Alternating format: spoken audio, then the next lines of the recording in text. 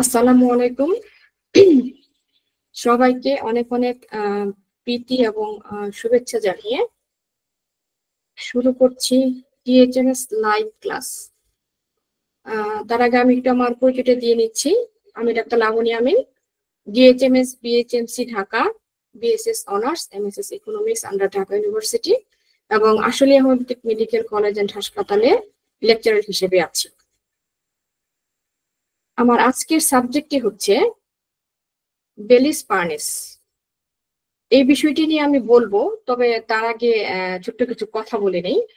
সেটা হচ্ছে হোমিওপ্যাথিতে কিন্তু ম্যাট্রোমেডিকা খুবই গুরুত্বপূর্ণ একটি সাবজেক্ট। ম্যাট্রোমেডিকা যদি আমরা ভালো করে আয়ত্ত করতে না পারি তাহলে কিন্তু আমরা কখনোই ভালো একজন ডাক্তার হতে পারি না বা হব না। তো এই ম্যাট্রোমেডিকা পড়তে গেলে কিন্তু আমাদের অনেক কিছু জানতে হয়, অনেকগুলি বই একত্রিত করতে হয়। আমি বলবো আমরা যদি প্রত্যেকটা মেডিসিনকে তুলনামূলকভাবে আলোচনা করি তাহলে কিন্তু ম্যাট্রোমেডিকে পড়াটা অনেকটাই সহজ হয়। আলহামদুলিল্লাহ, বেলিসপার মেডিসিনটা খুব ছোট্ট একটা মেডিসিন। অনেকেই হয়তো এটাকে নেগলেসি করে যে এত ছোট একটা মেডিসিন, রেমেডি কি পড়বো, এখানে আছেই বা কি। কিন্তু না, বেলিসপার সম্পর্কে আজকে আমি আপনাদেরকে অনেকগুলি তথ্য দিব এবং প্রত্যেকটি তথ্য অত্যন্ত গুরুত্বপূর্ণ। যদি আপনারা একটু ধৈর্য সহকারে আমার আজকের এই ক্লাসটি উপভোগ করেন, শুনে থাকেন, তাহলে বুঝতে পারবেন যে বেলিসপার মেডিসিনটা কতটা গুরুত্বপূর্ণ। তা আমি আর কথা বাড়াচ্ছি না, যেহেতু সময় খুব সংকীর্ণ, আমি চলে যাচ্ছি আমার প্রেজেন্টেশনে।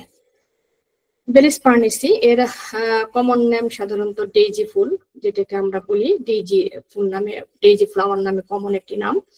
এর কিংডম হচ্ছে প্ল্যান্টস, স্টেট হচ্ছে অ্যাকুইট এবং সাইড হচ্ছে লেফট সাইড। আর এটি দুইটা মায়োজমকে কভারেজ দেয়, একটি হচ্ছে সোরিক মায়োজম আর একটি হচ্ছে সাইকোটিক মায়োজম। এর থার্মাল স্টেট চিলি। এটা হচ্ছে নো পলিক্রিস্ট মেডিসিন, অর্থাৎ পলিক্রিস্ট মেডিসিন না বলেই হয়তো বা আমরা বেলিসপার মেডিসিনটাকে খুব বেশি একটা গুরুত্ব দেই না। কারণ বেশিরভাগই সময় আমরা পলিক্রিস্ট মেডিসিনকে চিন্তা করি যে আমি কোন মেডিসিনটা পড়ছি, এটা পলিক্রিস্ট মেডিসিন কিনা, এটা আদৌ সবকিছু কভারেজ দিবে কিনা। কিন্তু না, পলিক্রিস্ট মেডিসিন ছাড়াও কিন্তু আমাদের গুরুত্বপূর্ণ কিছু মেডিসিন আছে যেগুলো যদি আমরা সঠিকভাবে প্রুফ করতে পারি বা অ্যাপ্লাই করতে পারি তাহলে কিন্তু খুব চমৎকার কিছু রেজাল্ট আমরা পাই। আলহামদুলিল্লাহ, আমি চেষ্টা করব আজকের প্রেজেন্টেশনে আপনাদের সেরকম কিছু তথ্য তুলে ধরতে। থার্স্টি, এটা মুন ফেস হচ্ছে লাস্ট কোয়ার্টার। এটা অ্যাফিনিটি অর্থাৎ কোন জায়গাটাতে সব থেকে বেশি কাজ করে সেটা হচ্ছে sudden, wet chill and heated stomach body, major surgery operation, infection of woods and injury, ill effected of auto স্টমারিজম, এক্সেসিভ অ্যান্ড মাস্টারবেশন। দেখা যাচ্ছে যে হঠাৎ করে যদি ঠান্ডা থেকে কোনো কারণে গরম অনুভূতি হয় পেটে, সেই সময়ে যদি আমরা বেলিসপার রেমেডিটা ব্যবহার করি চমৎকার কাজ হয়।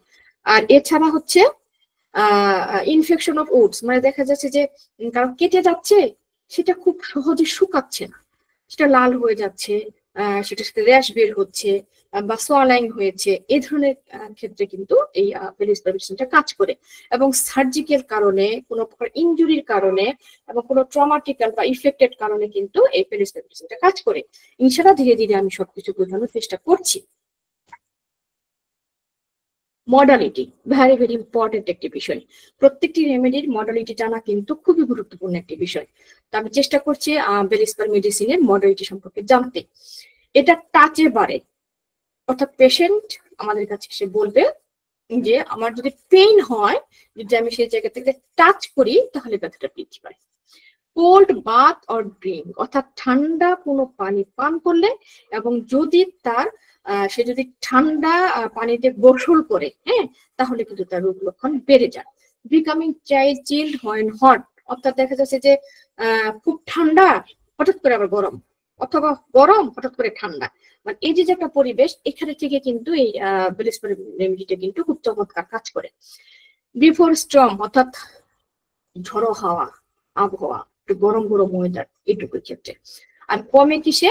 কন্টিনিউড মোশন, মানে কি হাঁটছে, চলাফেরা করছে, এই ধরনের ক্ষেত্রে সে বেটার ফিল করে। এবং কোল্ড ঠান্ডায়, বাট কোন জায়গায় ঠান্ডায়? পুরো বডিতে কি? নো, লোকালি, মানে যে জায়গাটা তার প্রবলেম, মানে তার হাত ভেঙে গেছে এখানে ঠান্ডা দিয়ে সে অনুভূতি হচ্ছে, তার মাথা ব্যথা, এই জায়গাতে ঠান্ডা দিলে সে বেটার ফিল করছে।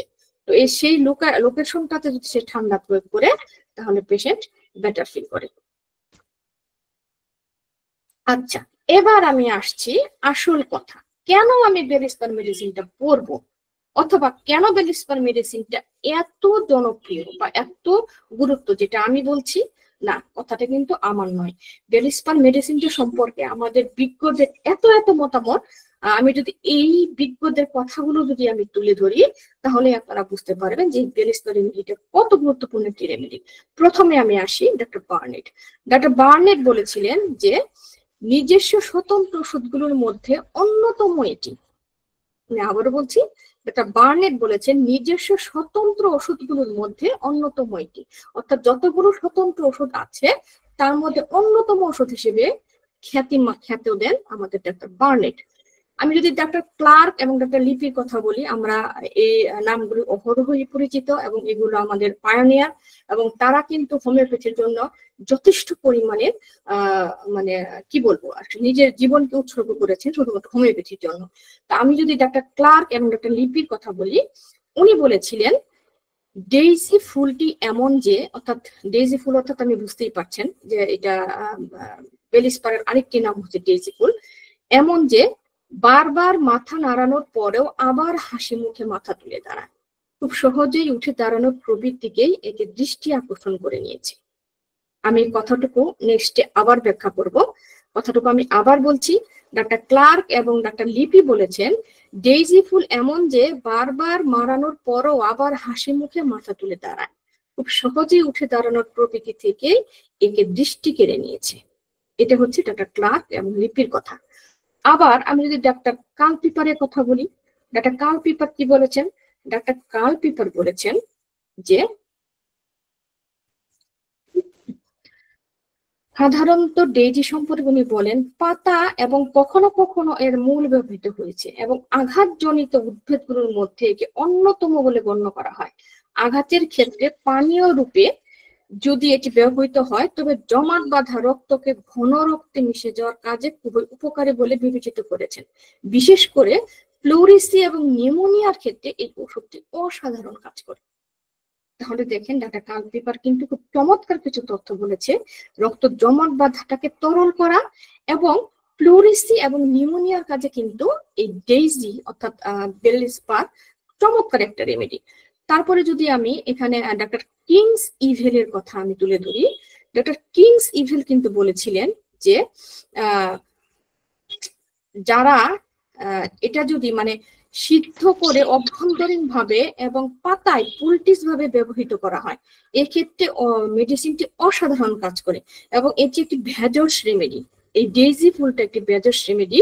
তিনি কথা বলেন যে যদি খাঁটি দুধে শুধুমাত্র এর পাতা অথবা গুল্মটাকে সিদ্ধ করেন এবং এটা যদি আপনি পেশেন্টকে খাওয়ান তাহলে কিন্তু তার ক্ষয়রোগ অর্থাৎ টিবি রোগ আমরা যেটাকে বলি সেটা কিন্তু সেটার বেলায় কিন্তু খুবই কার্যকর। তাহলে দেখেন যখন আমরা হয়তো এই ফার্মাকোপিয়ার মাধ্যমে এই ডেইজি ফুলটাকে বেলিস্পার রেমেডিটাকে যখন আমরা ফার্মাকোপিয়ার মাধ্যমে প্রসেসিং করতে পারি নাই, ঠিক তখনকার আগে থেকেই কিন্তু এই ডেইজি ফুলের ফুল কাণ্ড গুল্ম কিন্তু সিদ্ধ করে দুধের সাথে মিশিয়ে যাদের ফুসফুসের সমস্যা, যাদের টিবি রোগ ছিল তাদের কিন্তু খাইয়ে দেওয়া হতো এবং চমৎকার কিন্তু কিছু রেজাল্ট তারা পেত। তো এটা এইটুকুর মধ্যে কি আমরা বুঝতে পারি না যে আমাদের এই বেলিস্পার রেমেডিটা কতটা ইম্পর্টেন্ট। আবার ডাক্তার বার্নেট তার ডিজিজ অফ স্কিন একটি গ্রন্থে উনি বলে গেছেন যে সবার আগে ত্বকের যে রোগগুলো আছে, সবার আগে ত্বকের যে রোগগুলো আছে বেশিরভাগ ক্ষেত্রে তাদের উৎস ত্বকে নয়, মানে বেশিরভাগ ক্ষেত্রে তাদের উৎসটা স্কিনে নয়, তবে অপরিহার্যভাবে তা কিছু কম বা বেশি দূরবর্তী দেহযন্ত্র বা দেহতন্ত্রে ক্রিয়ার ক্ষেত্রে যে ত্রুটি প্রকাশ পায় তা কিন্তু এই বেলিস্পার রেমেডি দিয়ে যায়। কথাটা মনে হয় জটিল হয়ে গেল, আমি সহজ করে বলি। যে ধরনের রোগের উৎপত্তি সাধারণত স্কিনে নয়, যেমন আমরা অনেক সময় ব্রণ বলি এটা স্কিন থেকে হয়তো কোনো কারণে তার প্রক্রিয়ার কারণে হয়তো এটা স্কিনে তার ব্রণ হয়েছে, কিন্তু এমনও কিছু স্কিনের প্রবলেম আছে যেগুলোর উৎপত্তি স্কিন থেকে না, তার দেহ থেকে উৎপন্ন এবং পারিপার্শ্বিক কিছু ঘটনা থেকে তার স্কিনে সমস্যা দেখা দেয়। এই ধরনের কজেসের ক্ষেত্রে বা এই ধরনের পেশেন্টের ক্ষেত্রে কিন্তু এই বেলিস রেমেডিটা কিন্তু চমৎকার কাজ করে। এবং আরেকজন আছে doctor Fletcher acne. Doctor Fletcher acne আরেকটা কথা উনি বলেছেন একনি সম্পর্কে, অর্থাৎ মুখের ব্রণ সম্পর্কে। তিনি বলেছিলেন বিষয়টি ভেজা ঠান্ডার কারণ ঘটিত রোগে যেমন মুখের ব্রণের ক্ষেত্রে সাধারণত ডিএইচি ব্যবহারকারীকে ক্রিয়া নির্দেশ করে।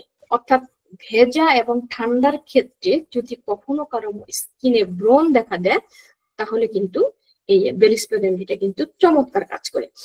এটা কিন্তু শুধুমাত্র আমাদের বিজ্ঞজনের কথা।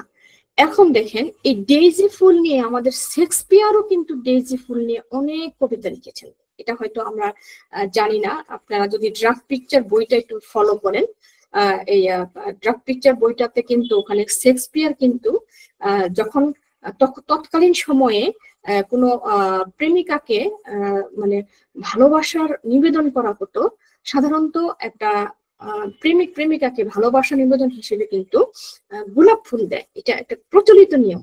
কিন্তু তখনকার সময়ে শেক্সপিয়ার তার কবিতাতে ভালোবাসা মানুষটাকে কিন্তু এই ডেইজি ফুলটা দিয়ে নিক্ষেপ করেছিলেন, এবং ডেইজি ফুলটা নিবেদন করার মাধ্যমে কিন্তু ভালোবাসার সূচনা হয়েছে। এবং এই নিয়ে আমাদের টেনিসন মাউন্ট, যিনি বিখ্যাত একজন গায়ক, উনি কিন্তু এটাকে নিয়ে একটা গানও বানিয়েছিলেন, টেনিসন মাউন্ট এই ডেইজি ফুলটাকে নিয়ে। এবং এই ডেইজি ফুলটাকে তিনি প্রেমিকার ফুল হিসেবে তিনি আখ্যায়িত করেন। তাহলে এটা গেল আমার ডেইজি ফুলের একটি সম্পূর্ণ ঘটনা। এই হলো সেই বিখ্যাত ডেইজি ফুল, যাকে তৎকালীন সময়ে বলতে সেটা কত সময় 1616 খ্রিস্টাব্দ অ্যারাউন্ড এই সময়টাতে যাকে গোলাপ ফুল বলে মানে নিবেদন করা হয়। এই সেই ফুল যে ফুলগুলোর জন্য সবাই মুগ্ধ থাকতো, এবং যার পাতা এবং গুল্ম যদি জাল করে দুধের মধ্যে দেওয়া হতো এবং সেটা যদি কোনো অসুস্থ ব্যক্তিকে খাওয়ানো হতো তাহলে কিন্তু সে বেটার ফিল করতো। তাহলে এটা হলো সেই ডেইজি ফুল। এবার আমি আসি আসল কথায়, কেন, কখন, কোন কাজে আমি বেলিস রেমেডিটি ব্যবহার করব। অবশ্যই আমাদের জানা উচিত, যেহেতু আমরা ম্যাট্রিমেডিকাল মধ্যে আছি এবং ম্যাট্রিমেডিকাল জ্ঞান আমাদের আহরণ করতে হবে। তো যেহেতু আজকে আসলে খুব সংক্ষিপ্ত সময়ের মধ্যে আমাকে পুরো বিষয়টি ব্যাখ্যা করতে হচ্ছে, হয়তো আমি অল্প কিছু ব্যাখ্যা করতে পারবো, বাকি ব্যাখ্যাগুলি হয়তো বা সময়ের অভাবে করতে পারবো না। তো আমি চেষ্টা করছি ইনশাল্লাহ আমার প্রিয় শিক্ষার্থী এবং যারা আজকে আমার এই প্রোগ্রামটি দেখছেন তাদেরকে অল্পের মধ্যে ভালো কিছু উপহার দেওয়া। ট্রমা, জেনারেলের মধ্যে আসি ট্রমা। দেখেন আমি কিন্তু এটাকে বোল্ড করেছি এবং কালার একদম ব্রাইট করে দিয়েছি। ট্রমা মানে ট্রমার ক্ষেত্রে কিন্তু বেলিস রেমেডি চমৎকার একটা রেমেডি। এখন মনে কোশ্চেন জাগতে পারে যে ম্যাডাম আর্নিকা ইজ ফার্স্ট। অবশ্যই আর্নিকা ফার্স্ট, আর্নিকাকে আমি কখনোই গুরুত্বহীন মনে করি না, কিন্তু শুধুমাত্র কি ট্রমার ক্ষেত্রে আর্নিকা? নো, আরো কিছু রেমেডি আছে, তার মধ্যে বেলিস্পার একটি রেমেডি। এবার আসুন জেনে নেই আমি কখন আর্নিকা দিব, কখন আমি বেলিস্পার দেব। কনসিশন অর্থাৎ কালশিটে পড়া। আপনি ব্যথা পেয়েছেন, সেখানে কালশিটে পড়ে গেছে, দেখেন আমি এখানে রেড কালার করে দিয়েছি। হ্যাঁ, শোর ব্লোয়েস্ট সেন্সেশন অর্থাৎ তার যে সে যে পেইন অনুভব করছে বা তার যে ব্যথাটা হয়েছে সেটা একটি নীলাভ এবং সে এটা সেন্সেশন করছে। এক্সট্রোভার্টেশন মানে সেটা হচ্ছে বাহ্যিক ভাবে। হ্যাঁ, এই ক্ষেত্রে। আর আর্নিকার ব্যথাটা হচ্ছে সেখানে নীলচে দাগ পড়ে যায়। হ্যাঁ, নীলচে দাগ পড়ে যায় এবং বা লালও হতে পারে, আবার লেকিসিসও কিন্তু নীলচে দাগ পড়ে। প্রথম ব্যথাটাতে তো অবশ্যই আমরা আর্নিকা ব্যবহার করবো, সেটা ইন্ট্রোভার্টেড ও এক্সট্রোভার্টেড হোক, কিন্তু পরবর্তীতে আমরা তাদের লক্ষণ অনুযায়ী বিভিন্ন মেডিসিন গুলি আমরা ব্যবহার করার চেষ্টা করব। ট্রমা, কোন ট্রমা? মেন্টাল ট্রমা, শারীরিক ট্রমা? না, এখানে দুটোই কিন্তু বুঝিয়েছে। যেমন surgery and concussion of the struck of this body, অর্থাৎ সার্জারি করার পরে যদি তার কোনো ট্রমা মানে আঘাত হয় এবং সেটা বডিটাকে রিকভার করতে যদি একটু সময় নিয়ে থাকে তাহলে কিন্তু আমরা বেলিস রেমেডির কথা ভাবতেই পারি। Trauma followed by paroxysmal lymph gland swelling goodness of the line, অর্থাৎ কোনো ব্যথা পাওয়ার পরে যদি তার ঘন ঘন লিম্ফ গ্ল্যান্ড গুলি ফুলে যায়। What is lymph gland? এই যে এখানে লিম্ফ গ্ল্যান্ড থাকে, আমাদের এখানে লিম্ফ গ্ল্যান্ড থাকে, হ্যাঁ, যে লিম্ফ গ্ল্যান্ড গুলি আছে। এবং শুধু তাই না, আমাদের যদি ইন্টারনাল লিম্ফ গ্ল্যান্ড গুলি থাকে এবং দেখা যাচ্ছে যে সেটা ফুলে যাচ্ছে, পেইনফুল হচ্ছে, এবং সাথে তার কি হাত এবং পা ঠান্ডা হয়ে যাচ্ছে, হ্যাঁ, সেই ক্ষেত্রে কিন্তু ভ্যালিস্পার চমৎকার একটা রেমেডি, আমরা যেন ভুলে না যাই কখনো। এবার আমি আসি সার্জারিতে। সার্জারির ক্ষেত্রে কিন্তু ভ্যালিস্পার রেমেডিটি খুব দারুণ ব্যবহার হয়, বিশেষ করে both for pains and to speedy recovery, ব্যথার ক্ষেত্রে এবং সার্জারির পরে দ্রুত রিকভার ক্ষেত্রে, উভয় ক্ষেত্রে কিন্তু ভ্যালিস্পার রেমেডিটা খুব চমৎকার কাজ করে। এবং আরেকটা কি, পোস্ট অপারেটিভ পেইন এন্ড এটিওমায়োসিস, অর্থাৎ ecchymosis, post operative pain and ecchymosis. দেখা যাচ্ছে যে অপারেশন করার পরে যখন একটা পেশেন্টকে পোস্ট অপারেটিভ রুমে রাখে, তার অপারেশন শেষ, তাকে অবজারভেশনে রাখছে, এবং অনেক সময় দেখা যায় যে এই অপারেশন করার পরে তাদের স্কিনে এক ধরনের লাল লাল ছোপ ছোপ দাগ, হ্যাঁ, যেটাকে আমরা একাইমোসিস বলি, বা নীলাভ দাগ, কিংবা একটু কালশিটে পড়ার মতো অবস্থা, এই ধরনের কোনো অবস্থা থাকে, এবং যদি সেটা পেইনফুল হয়, তাহলে কিন্তু আমরা ভ্যালিস্পারের একটা ডোজ কিন্তু পেশেন্টকে দিতে পারি। Injury of the deeper internal organ, আমরা একটু খেয়াল করি, injury to the deeper internal organ, অর্থাৎ যদি ইন্টারনাল কোনো অর্গানে, যেটা হয়তো বা প্যাথোলজিক্যাল রিপোর্ট ছাড়া এখানে আমাদের বোঝার কোনো অবকাশ নেই, কোনো প্যাথোলজিক্যাল রিপোর্ট, বিশেষ করে আমি যেটা বলবো সেটা হচ্ছে যে আমরা এই হার্নিয়া, হ্যাঁ, হার্নিয়া কিন্তু এটা ইন্টারনাল একটা অর্গান। দেখা যাচ্ছে যে আমাদের অ্যাবডোমিনে যদি কারো ইনসিশিয়ান হার্নিয়া কিংবা অ্যাবডোমিনাল হার্নিয়া বা আম্বলিকাল হার্নিয়া, এই ধরনের হার্নিয়ার ক্ষেত্রে যে প্রথম যদি গ্রেডে থাকে, ফার্স্টের দিকে থাকে, তাহলে কিন্তু ভ্যালিস্পার রেমেডিটা চমৎকার কাজ করে, কারণ তার ইন্টারনাল অর্গানটা কিন্তু ড্যামেজ হয়, ইনজুরি হয়, যেটা কিন্তু এখানে দেওয়া যে injury to the deeper internal organ. তাহলে আমরা কিন্তু এই ভ্যালিস্পার সম্পর্কে কিন্তু অনেক কিছু জেনে যাচ্ছি। এবার আমি আসি একনি, হ্যাঁ, এই একনি সম্পর্কে আমি বেশি কিছু বলবো না, দুটি কথা বলবো। একটি হচ্ছে যে ডক্টর ফ্লেচার একনি, হ্যাঁ, ডক্টর ফ্লেচার একটি সম্পর্কে একটি মন্তব্য করেছেন। তিনি বলেছিলেন যে আমি এখানে একটি মজার এবং শিক্ষামূলক অভিজ্ঞতা করতে চাই, সেটি হচ্ছে যে ভেজা ঠান্ডার কারণ ঘটিত রোগ যেমন মুখে ব্রণ, এর ক্ষেত্রে ডেইজি অসাধারণ ক্রিয়া কাজ করে।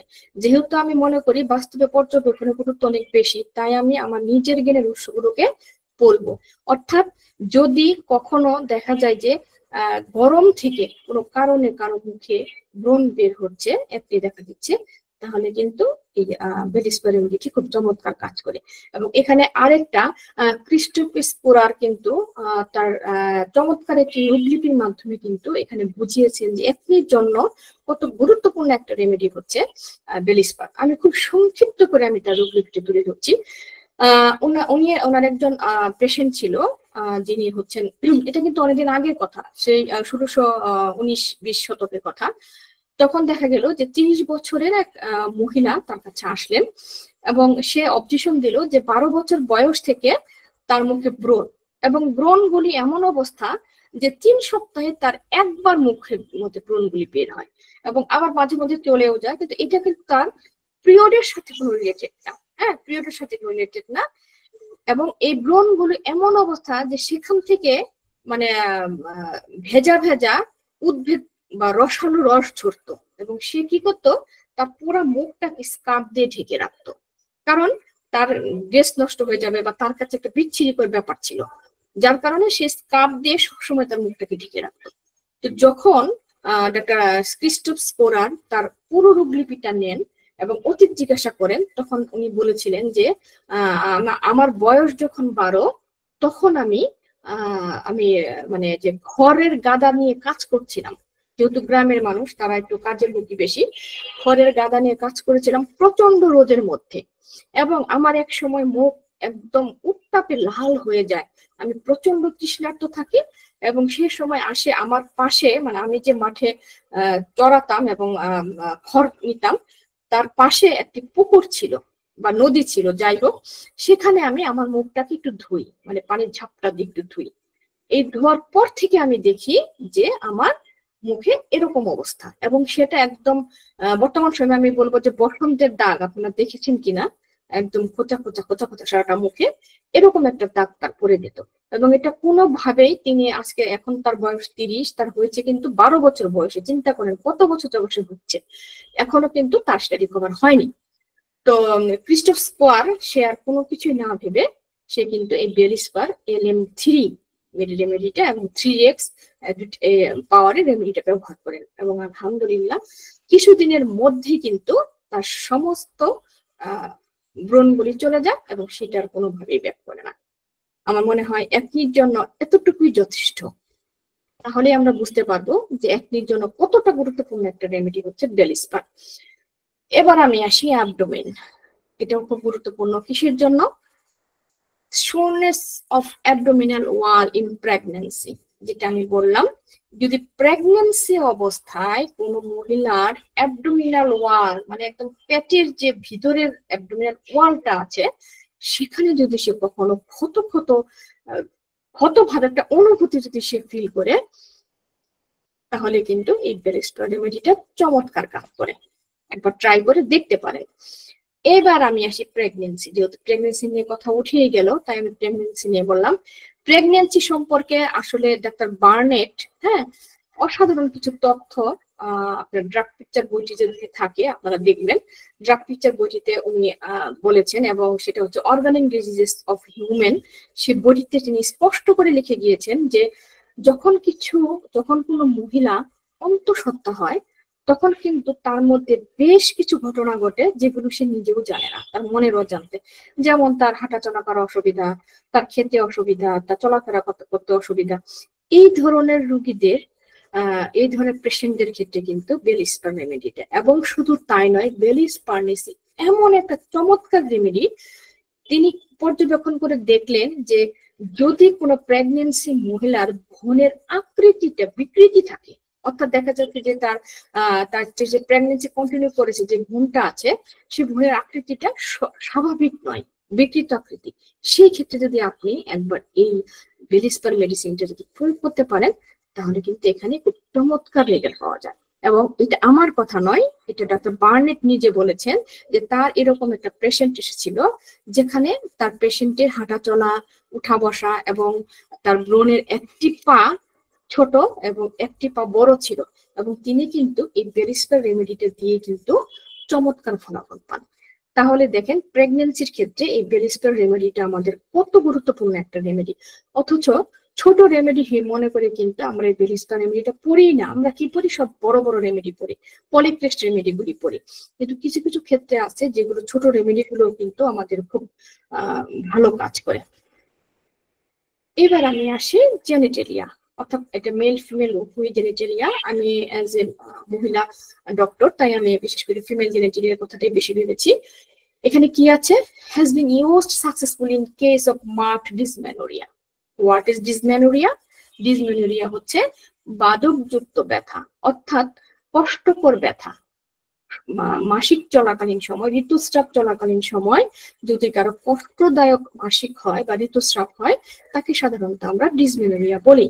অথচ এই ডিসমেনোরিয়ার খুব ইজি এবং সুন্দর একটা রেমেডি কিন্তু হচ্ছে এই বেলিস্পার রেমেডি। এবং শুধু তাই না, ইউটেরাস ফিল শিওর এন্ড স্কুইজড, অর্থাৎ পেশেন্ট যদি আপনাকে এই কথাটা বলে যে আমার ইউটেরাসটা স্কুইজিং, মানে কি মোচড়াচ্ছে, কাপড় কাচার পরে যখন আমরা এরকম করে চিপি মোচড়াচ্ছে, এরকম একটা মোচড়াচ্ছে, সে এটা ফিল করছে। পেশেন্ট বলছে যে আমার ইউটেরাসটা মনে হচ্ছে এমন একটা সোরনেস পেইন, মনে হচ্ছে সেটা মোচড়ানো ব্যথা। এবং সাথে কি আরো আছে, সেটা হচ্ছে কি inability to work during pregnancy, অর্থাৎ দেখা যাচ্ছে প্রেগনেন্ট অনেক মহিলারাই আছে, এবং আমি নিজেও পেয়েছিলাম, যদিও আমি তখন জানতাম না যে বেলিস্পার রেমেডিটা এত চমৎকার কাজ করে। দেখা যাচ্ছে যে পেশেন্ট একটা পা দিচ্ছে, প্রেগন্যান্সি থাকা অবস্থায় অবশ্যই, সে আরেকটা পা উপরে তুলতে পারছে না, তার হাঁটাটা অনেক কষ্ট হচ্ছে, সে খুঁড়িয়ে খুঁড়িয়ে খুঁড়িয়ে খুঁড়িয়ে, বা বলতে পারেন পায়ের সাথে মিশিয়ে মিশিয়ে সে হাঁটছে, কারণ তার উপরের দিকে উঠালে তার পেটে একটা সে চাপ অনুভব করছে। এই যে সে হাঁটতে পারছে না বা ইনাবল যেটাকে আমরা বলি, বা তার সাধ্য আছে কিন্তু সামর্থ্য নেই, মানে সে চেষ্টা করছে কিন্তু তারপরেও সে পাচ্ছে না, এই ধরনের পেশেন্টের ক্ষেত্রে কিন্তু বেলিস্পার রেমেডিটা খুব চমৎকার কাজ করে।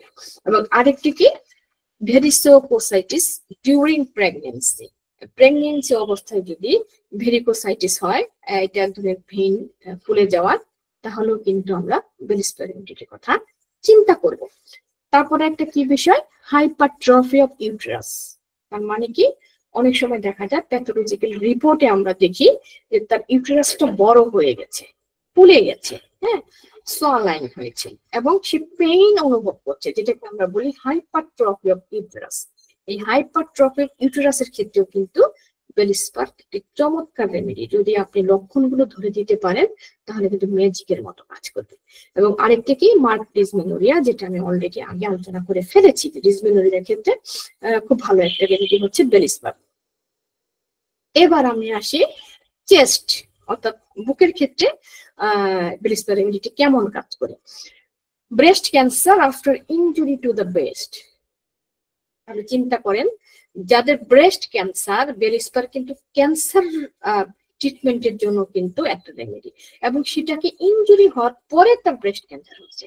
সাধারণত ব্রেস্ট ইনজুরি হলে আমরা ফাইটোলক্কা এই ধরনের মেডিসিনটা কিন্তু আমরা চিন্তা করি, কিন্তু যদি দেখা যাচ্ছে যে তার সে কোনো কারণে তার ইনজুরি হওয়ার পর থেকে সে ব্রেস্ট ক্যান্সারে ভুগছে, এবং তার যদি সাথে সেই লক্ষণগুলো থাকে, যে লক্ষণগুলো আমি প্রিভিয়াসলি আলোচনা করলাম, তাহলে আমরা এখানে বেলিস্পার রেমেডিটা কিন্তু খুব সুন্দরভাবে প্রয়োগ করতে পারি। এক্সট্রিমিটিস অর্থাৎ তার এক্সট্রিমিটিস বলতে সাধারণত হাত পা যা আছে, এক্সট্রিমিটিস এর ক্ষেত্রে আমরা কিভাবে বেলিস্পার রেমেডিটি ব্যবহার করব। ব্লুইস্ট কনস্ট্রিকশন এন্ড হেমাটোমা। হ্যাঁ, ব্লুইস্ট কনটিউশন এন্ড হেমাটোমা মানে হচ্ছে যে তার ওই যে কালশিটে পড়া, যেটা আমি বলেছি কালশিটে, এবং সেটা কি ব্লুইস্ট কালার মানে নীল রঙের কালার, এবং সেটা হেমাটোমা, হ্যাঁ, মানে লাল লাল হয়ে যায়, এরকম চাকা চাকার মতো হয়ে যায়। এই ধরনের হাতে এবং পায়ে যদি কারো স্কিনেতে দেখতে পাই আমরা, তাহলে কিন্তু আমরা বেলিস্পার রেমেডির কথা চিন্তা করব। Rheumatism in old labours. দেখা যাচ্ছে যে একদম মানে মানে রিউমেটিজম মানে ওল্ড লেবার হচ্ছে যে তার সে প্রসব করার পরেও কোনো মহিলার যদি দেখা যাচ্ছে যে প্রসব বেদনা হওয়ার পর থেকে তার রিউমেটিজম মানে আর্থ্রাইটিস একটা পেইন, এবং সেটা সেইখান থেকেই চলে আসে, হ্যাঁ, তাহলে কিন্তু এই বেলিস্পার রেমেডিটা আমরা ব্যবহার করতে পারি। তারপরে কি হচ্ছে, স্প্রাইন্স, স্টিফনেস এন্ড কোল্ডনেস। দেখা যাচ্ছে যে তার আড়ষ্ট হয়ে যাচ্ছে এবং সাথে ঠান্ডা হয়ে যাচ্ছে। এই ধরনের ক্ষেত্রে আমরা বেলিস্পার রেমেডিটি ব্যবহার করব। আর এপসেস তো অলরেডি আমি আলোচনা করেছি, এপসেস এর ক্ষেত্রে চমৎকার একটা রেমেডি, বিশেষ করে গরম স্থান থেকে এসে যদি ঠান্ডার প্রভাবে পরে যদি তার মুখে একটি দেখা দেয় বা এপসেস দেখা দেয়, তাহলে আমরা বেলিস্পার রেমেডিটি ব্যবহার করব। এবার আমি আসি কি নোট, কারণ বেলিস্পার রেমেডিতে আরো অনেক তথ্য আছে, আমি তো সব তথ্য এখানে দিতে পারছি না।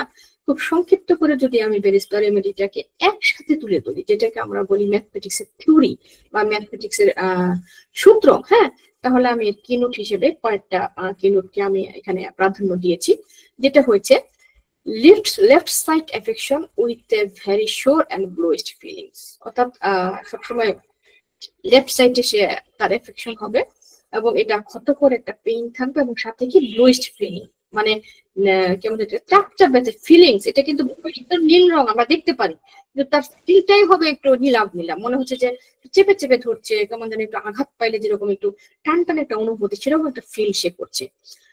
Compliance from suddenly becoming cold when overheated. অর্থাৎ ঠান্ডা থেকে যখন ওভারহিট হয়, হ্যাঁ, বা ওভারহিট মানে গরম থেকে যখন সে ঠান্ডা কোনো কিছুতে যায়, তখন যদি সে কোনো ধরনের প্রবলেম ফেস করে এবং এটা যদি তার কমপ্লেইন থাকে, তাহলে কিন্তু আমরা বেলিস্পার রেমেডির কথা চিন্তা করব।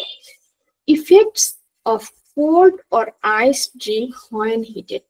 অর্থাৎ দেখা যাচ্ছে আমরা প্রায়ই একটা কাজ করি, বিশেষ করে ঢাকায় যারা থাকে, কারণ ঢাকার ওয়েদারটা অনেক গরম, বাহিরে প্রচন্ড গরম, একদম খুব হট ওয়েদার, ঘরে আসার পরে সাধারণত আমরা কি করি, একটু কোল্ড ঠান্ডা আইস খাই। এটা খাওয়ার পরে দেখা গেল সে এফেক্টেড হয়ে গেল। তার গলা ভেঙে যেতে পারে, তার মাথা ব্যথা হতে পারে, তার ঠান্ডা লাগতে পারে।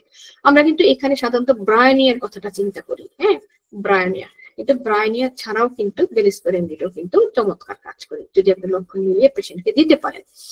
আরেকটা বিষয় আছে বেলিস্পেরিনডিতে, সেটি হচ্ছে sleep wakes too early at 3 AM and cannot go to sleep, অর্থাৎ তার রাত 3টার দিকে তার ঘুম ভেঙে যায় এবং সে কিন্তু কখনোই মানে আর ঘুমাতে যেতে পারে না।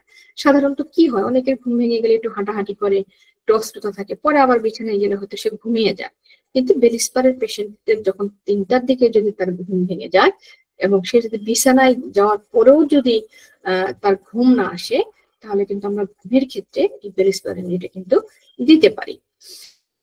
All effects of injury, blows, wells after major surgical operation feel on spine.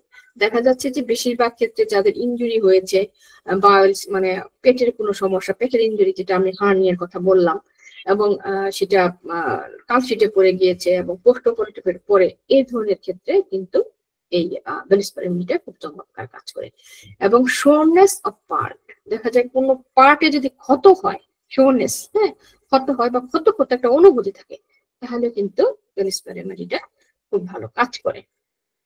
এবার আমি আসি মাইন্ড। আসলে বেলিস্পেরিনটার মাইন্ড আপনারা চেষ্টা করে দেখতে পারেন কোথাও পান কিনা। খুব বেশি একটা মাইন্ড দেওয়া নেই, তবে আমি এতটুকু কথা দিয়েই আমি বেলিস্পেরিনটার মাইন্ডটা একটু তুলে ধরার চেষ্টা করছি।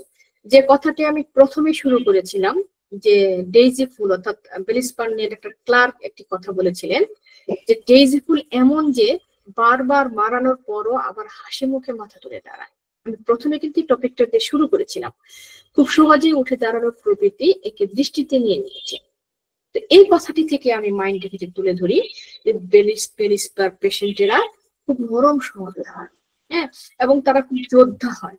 তারা যদি যেটা আমি ছোট্ট করে একটা উদাহরণ দিই, যে নদীর পাড়ে লোকজনদেরকে এখন কখনো দেখেছি, দেখেন আমরা প্রায় ফেসবুকে দেখি যে নদী ভেঙে নিয়ে যাচ্ছে তাদের ঘর বাড়ি, হয়তো বা অল্প একটু জায়গা আছে, এর মধ্যে থেকে কিন্তু মহিলারা কি করে রান্না করে। তারা জানতে যে একটু পরে আমি যে ভাতটা চুড়ুই দিয়েছি সেটা কি আদৌ আমি নামাতে পারবো, হয়তো বা সেটাও নদীর স্রোতে ভেঙে যাবে, কিন্তু তারপরেও কিন্তু তার ভিতরে একটা যেটা প্রত্যয় থাকে, তার ভিতরে একটা সাহস থাকে যে না, আমি সম্ভবত এইটুকু সময়ের মধ্যেই আমি আমার কাজটা শেষ করতে পারবো, এবং সে কিন্তু সেটা করতে পারে। ঠিক এটি হচ্ছে ডেইজি ফুলের আরেকটি বৈশিষ্ট্য, অর্থাৎ সম্মুখে কোনো কিছু আছে জেনেও সে নিজের বিশ্বাসটাকে কখনোই হার মানায় না।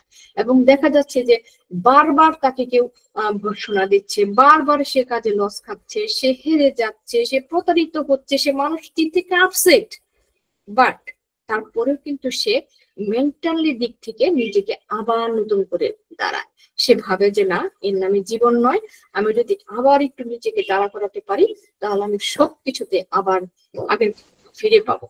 এই যে একটা প্রবৃত্তি, এই প্রবৃত্তি হচ্ছে ডেইজি ফুলের মাইন্ড। এবং এই ধরনের মাইন্ড যাদের আছে তাদের ক্ষেত্রে যদি আমরা আরো কিছু টপিক যেটা আমি বলেছি যদি আমরা পেয়ে থাকি, তাহলে কিন্তু অবশ্যই বেলিস্পেরিনটা চমৎকার ভাবে কাজ করবে।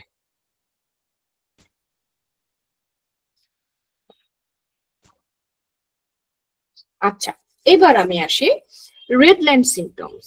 আর আপনারা হয়তো সবাই জানেন জর্জ ভিতলকাস কিন্তু 7টা বা 8টা মেট্রোমেডিকাকে উনি সাপোর্ট করেছেন, তার মধ্যে একটা মেট্রোমেডিকা হচ্ছে লিপির রেড লাইন সিমটমস।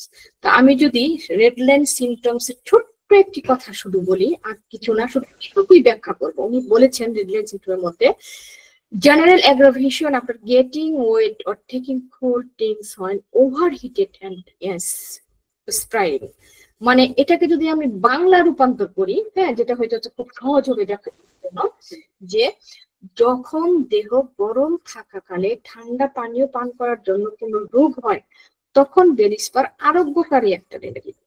তার মানে আমরা কি জানছি, যে দেহটা গরম থাকাকালে ঠান্ডা পানি পান করার জন্য যদি কোনো রোগ হয়, তাহলে কিন্তু বেলিস্পার আরোগ্যকারী একটা রেমেডি।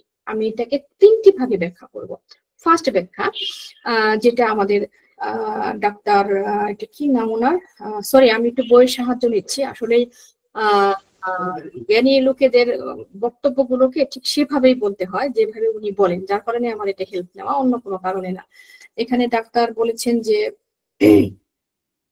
আচ্ছা, জুহান স্ক্রুয়েটার্স, হ্যাঁ, উনি বলেছিলেন যে আমরা সাধারণত যে কোনো কাজে আর্নিকাকে বলি, যে কোনো ব্যথায় বা যে কোনো কালশিটে হওয়ার কারণে বা যে কোনো রোগের কারণে আর্নিকাকে ভাবি, কিন্তু বেলিস্পার এমন একটি রেমেডি যেটা হচ্ছে যে কোনো ধরনের দুর্ঘটনায় বা গরম থেকে ঠান্ডায় যাওয়ার পরে যদি কোনো তার মেন্টালি এবং শারীরিক ভাবে যদি তার ভিতরে কোনো চেঞ্জ আছে, তাহলে কিন্তু বেলিস্পার রেমেডিটা খুব চমৎকার কাজ করে। এটা গেল ডাক্তার ক্রেস্টাসের, জোহান স্কুয়েটাস, যিনি তার ফার্মাকোপি ইউনিভার্সাল অফ ফনমেন বক্তব্য, যেটা 1748 সালে উনি উল্লেখ করেন। তারপরে যদি আমরা আবার চিন্তা করি, ডাক্তার মাইভার্সার্স, উনি কিন্তু তার একটা স্ক্রেগেট আর্জেন্সি একটা বইতে খুব সুন্দর করে এই বেলিস্পার সম্পর্কে লিখে গেছেন, যেটা আমি ব্যাখ্যা 2 নামে বলছি।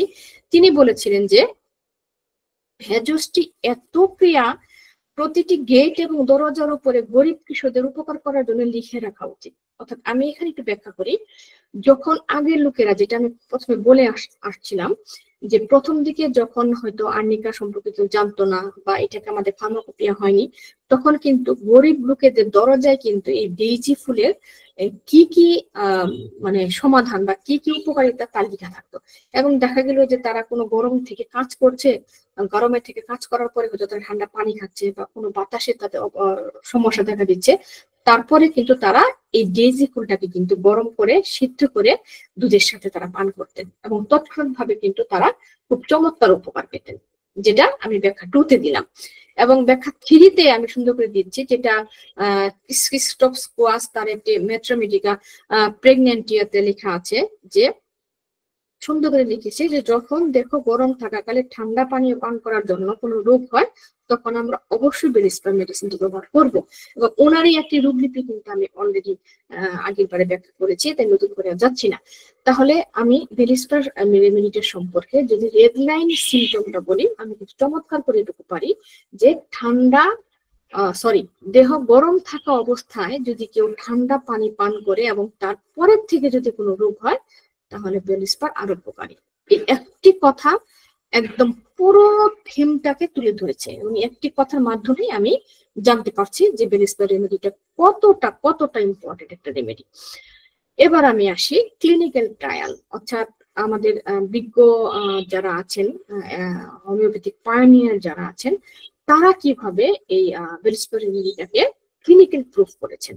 তো ডাক্তার ক্লার্কের মতে should not be given close to bedtime, may cause sleepless walking at 3 AM, অর্থাৎ রাতে ঘুমাতে যাওয়ার আগে, বিশেষ করে যাদের ঘুম রাত 3টার মধ্যে ভেঙে যায়, সে অবস্থাতে কখনোই বেলিস্পার রেমেডিটি দেওয়া উচিত নয়। অর্থাৎ তাদের ক্ষেত্রে অবশ্যই আমরা সকালবেলা রেমেডিটা প্রয়োগ করব। এটা কিন্তু আমাদের শ্রদ্ধেয় ডক্টর ক্লার্ক বলে গিয়েছেন। আমরা যদি ডক্টর টেইলারের কথা ভাবি, উনি কিন্তু বলেছেন acute and chronic dyspepsia from eating ice, অর্থাৎ যদি ঠান্ডা আইসক্রিম বা ঠান্ডা কোনো কিছু খাবারের পরে যদি কারো অ্যাকুইট এবং ক্রনিক ডিসপেপসিয়া হয়, তাহলে কিন্তু বেলিস্পার রেমেডিটা আমরা সুন্দরভাবে ব্যবহার করতে পারি, যেটা আমাদের ডাক্তার টেইলার বলে গিয়েছেন। এবং আরেকটি ক্লিনিক্যাল প্রুফ দিয়েছেন ডাক্তার বার্নার্ড, সেটা হচ্ছে in the giddiness of elderly people's act well, অর্থাৎ দেখা যাচ্ছে যে বৃদ্ধ বয়সে কোনো লোকেও যদি তার মাথা ব্যথা থাকে এবং সেটা যদি সে একদম খুব ভালোভাবে দেখে, মানে তাকে জিজ্ঞাসা করা হলো, সে সেটাকে আসলে খুব বেশি একটা প্রায়োরিটি দিচ্ছে না, সে বেটার ফিল করছে, কিন্তু তার মাথা ব্যথা আছে এবং সেটা অনেক আগে, একদম পুরাতন ব্যথা তার মধ্যে আছে, তাহলে কিন্তু এই বেলিস্পার রেমেডিটা খুব চমৎকার একটা রেমেডি। তাহলে দেখেন এখানে ক্লিনিক্যাল ট্রায়াল, এবং আমি কিন্তু একদম রেফারেন্স সহ দিয়ে দিয়েছি, কোনোটা কথাই কিন্তু আমার নয়, কারণ আমি প্রত্যেকটি প্রেজেন্টেশন তৈরি করি বিভিন্ন বই ঘাটাঘাটি করে, এবং আজকের প্রেজেন্টেশনটাও আমার ডেস্কটপ গাইড এবং আমার এটা হচ্ছে কি এলএম টাইলরের ড্রাফট পিকচার, এবং এখানে আরো নাম না জানা অনেক বই আছে যেগুলো হয়তো আমি সফটওয়্যার থেকে নিয়ে এসেছি। সবগুলো বইকে সমন্বয় করে তবেই কিন্তু আমি এই ম্যাথমেটিকা আজকে বেলিস্পার মেডিসিনটা উপস্থাপন করেছি। এবং প্রথম আমি যে কথাটা আমার প্রিয় স্টুডেন্টের উদ্দেশ্যে বললাম যে ম্যাথমেটিকা আয়ত্ত করার জন্য কিন্তু কিছু কৌশল আছে।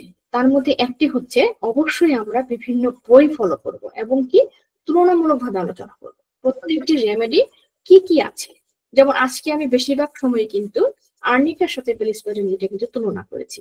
তাহলে আমি যদি আর্নিকা এবং বেলিস্পার রেমেডিটাকে পাশাপাশি রেখে যদি পড়ি তাহলে কিন্তু আমার খুব সহজে এটা কিন্তু আত্মস্থ হয়ে যাবে, মানে আয়ত্ত হয়ে যাবে।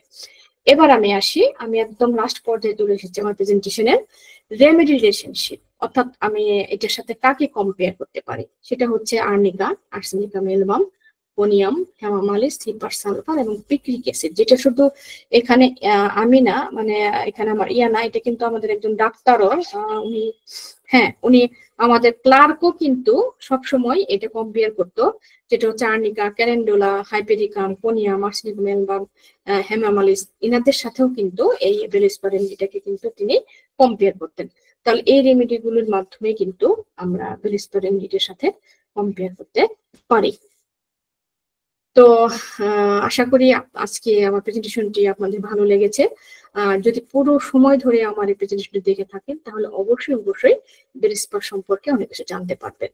তো সেই আশা ব্যক্ত করে সবাইকে অসংখ্য ধন্যবাদ জানিয়ে আজকের মতো আমি আমার প্রেজেন্টেশনটি এখানেই। আসসালামু আলাইকুম।